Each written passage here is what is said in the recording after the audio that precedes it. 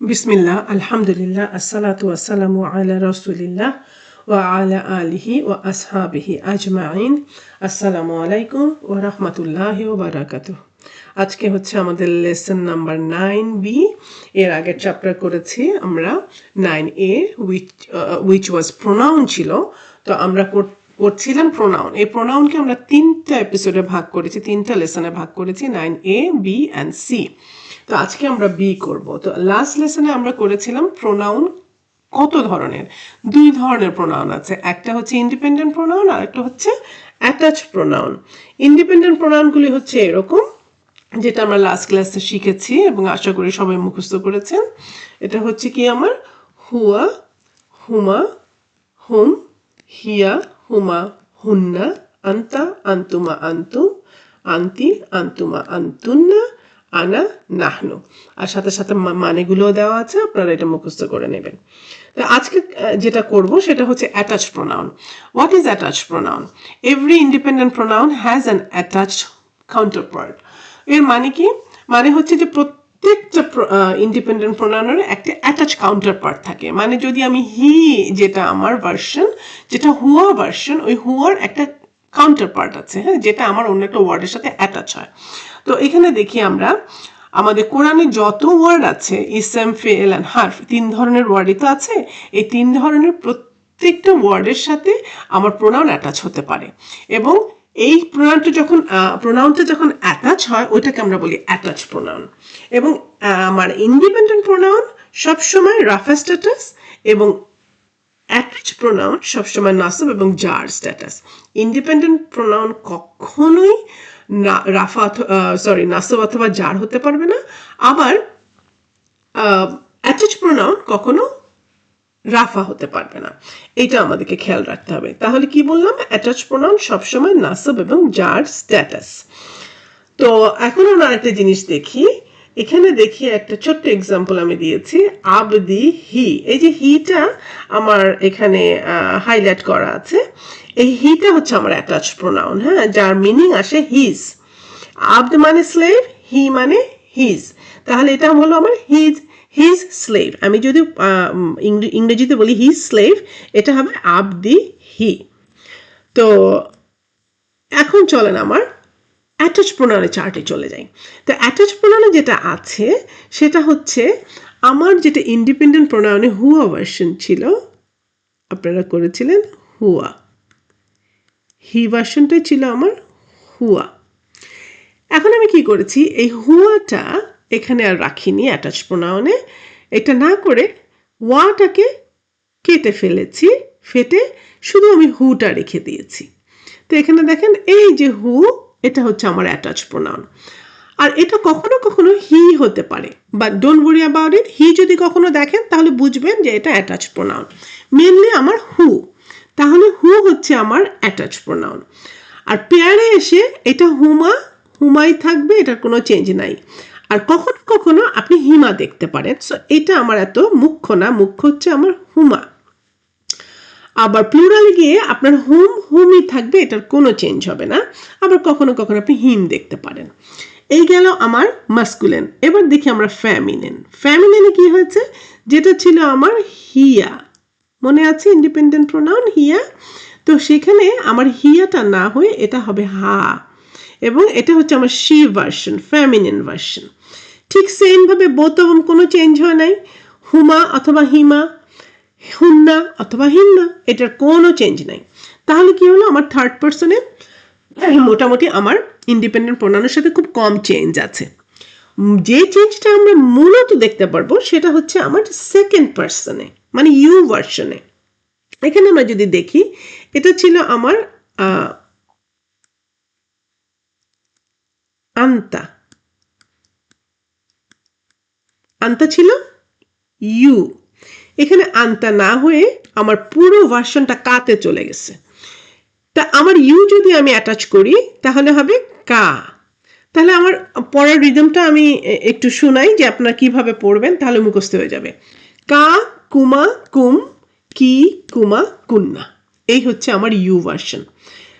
খুব সহজে মুখস্থ হয়ে যাবে, কারণ আন্তার পরিবর্তে আমরা কা কে এনেছি এবং কা দিয়ে আমরা পুরাটাকে করেছি। কা কুমা কুম কি কুমা কুন্না। আর অর্থগুলো তো নিচে দেওয়াই আছে, এগুলো মানে কোন কোন প্রোনাউন এটা তো দেওয়াই আছে। আচ্ছা, তারপরে আমার ফার্স্ট পার্সনে যাই। ফার্স্ট পার্সন হচ্ছে আমার আই। এটা আমার কি ছিল? ইন্ডিপেন্ডেন্টে আনা। মনে আছে আপনাদের? এটা ছিল আনা। এই আনা আমি কেটে আমি এখানে করব ইদার নি, এটা নুন। এটা অ্যাকচুয়ালি জিনিসটা এরকম, এখানে একসাথে লিখেছে তো অনেক সময় কনফিউজড হয়ে যায় আমরা। অ্যাকচুয়ালি এইরকম, এই যে এটা নুন, এটা অ্যাকচুয়ালি নুন, এটা হবে নি। ঠিক আছে, নি অথবা ইয়া। এই নাসব আর জান নিয়ে মাথা ঘামান, শুধু নি অথবা ইয়া। আর আমার যখন উই ভার্সন, এটা হবে না। খুব সিম্পল, খুব ইজি, খুব একটা কঠিন না। আপনাদের শুধু কি করতে হবে?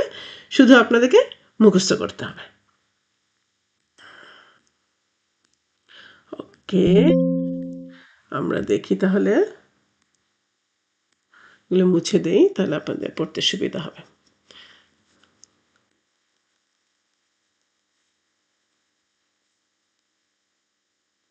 ওকে, লেটস গো, আমরা পড়ে নিই একবার।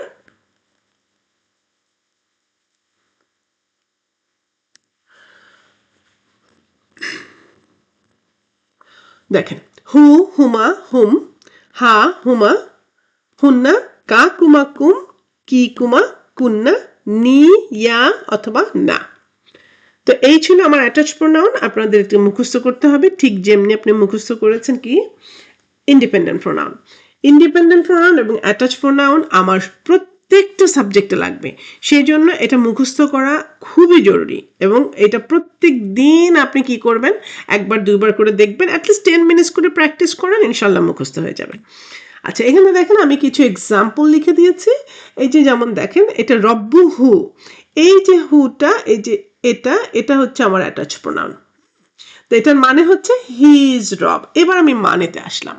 আচ্ছা, আমি যখন অ্যাটাচ করব, এটা আর হি হবে না, ওটা হয়ে যাবে হি ইজ রব, মানে তার রব।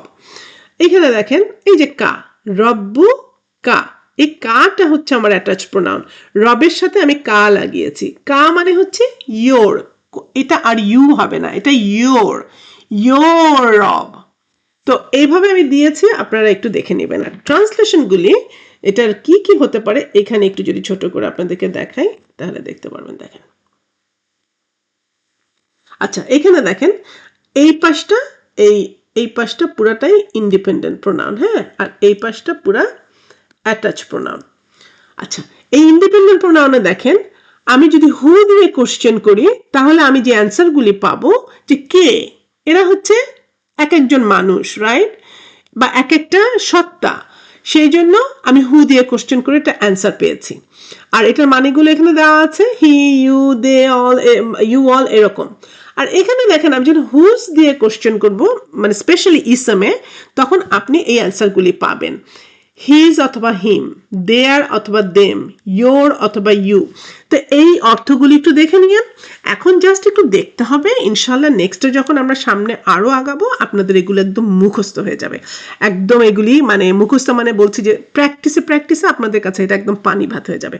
তো ইনশাল্লাহ আপনারা এটা দেখে নেবেন। লাস্ট যেটা, সেটা হচ্ছে এখানে দেখেন আমার কিছু ভোকাবুলারি, যেটা আমি লাস্ট ক্লাসে দিলাম। তো এখান থেকে আপনারা কি করবেন, কিছু ভোকাবুলারি চুজ করবেন, কোনটা করবেন। ধরেন আপনি বাবুন নিলেন অথবা বাইতুন নিলেন। এখন কি করবেন, বাইতুন দিয়ে আপনাকে যেটা করতে হবে, আমি করে দেখাচ্ছি। আমি একটা দুটা করব, তাহলে আপনারা বুঝতে পারবেন যে আমি কিসের কথা বলছি।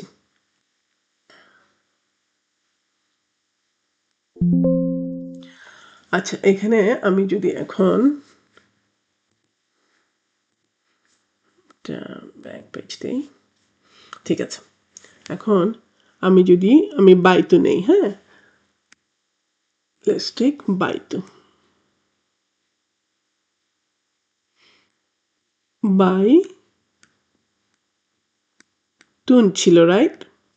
এখন যেটা হবে, আমি যদি অ্যাটাচ প্রোনাউন লাগাতে চাই, আমার এখানে তুনটা আর দেওয়া যাবে না, আমার ওটা হয়ে যাবে লাইট ভার্সন।